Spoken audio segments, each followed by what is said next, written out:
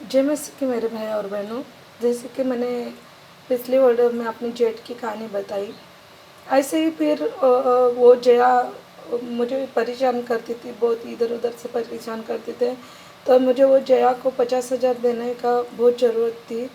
और एक मीना करके बहन है, मेरी ही गाँव वाली है वो, लेकिन उसका मेरा रिश्ता नाता कुछ नहीं था। इधर ही आके हमारा पहचान हो गई गाँव वाली ये करके, और सरनेम के हिसाब से मैं उसको बहन बुलाती हूँ, बस इतना ही।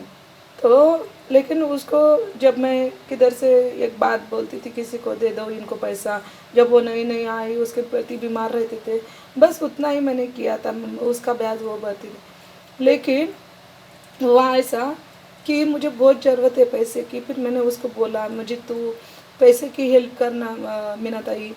तो उसके पास, बेचारी के पास कितना था नहीं था वो उसको ही मालूम है।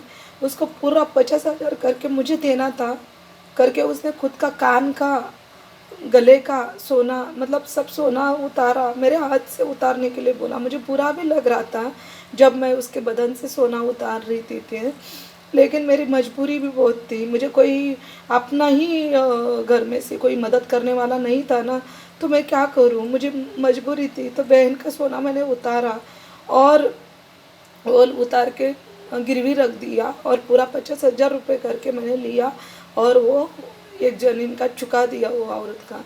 मतलब मेरा बताने का मतलब ये है।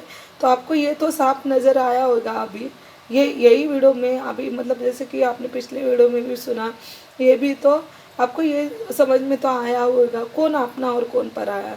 भले उसकी मेरी आधी में वो पहचान हुई हो, भले वो मेरे खून का नाता ना हो, लेकिन उसके अंदर कितना मानुषिकी का नाता। मतलब जैसे कि उसने कभी मना नहीं किया, जैसे कि वो पूछा मैंने, और उसने, उसको मेरी दया आई।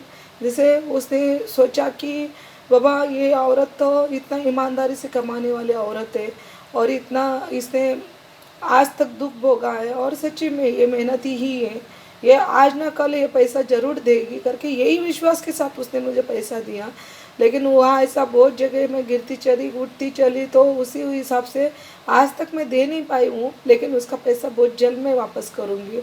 लेकिन मेरी बहन आज भी, मतलब बीच में वो भी थोड़ा सा किसी किसी का सुन के थोड़ा सा भटक गई थी, लेकिन कुछ भी होने दो, वो जब लंबा से बोलती है, फ़ोन के ऊपर बोलती थी, मगर जब मेरे सामने आंखों में आंख डाल के बात करने के लिए आती थी, तो कभी उसको ऐसा नहीं लगा कि इसके साथ झगड़ा करना चाहिए या इसको बहुत टॉर्चर करना चाहिए। क्यों, तो वो समझ गई कि ये इतनी मेहनती औरत है, और हमने आँखों से देखा है कि ये कितनी मेहनत करके अपने बच्चों को भी पालती है, कितनी ईमानदारी से, किसी का एक रुपया नहीं रखती है। ये इतना ईमानदार की अगर औरत है, तो ये क्यों अपने को डुबाएगी। इसी हिसाब से आज तक मेरी बहन ने कुछ नहीं बोला, और अभी समय आ गया है कि मैं सबका चुका सकूँगी। क्यों, तो ऐसे दिन आ रहे हैं, मैं आप तक शेयर करती रहूँगी।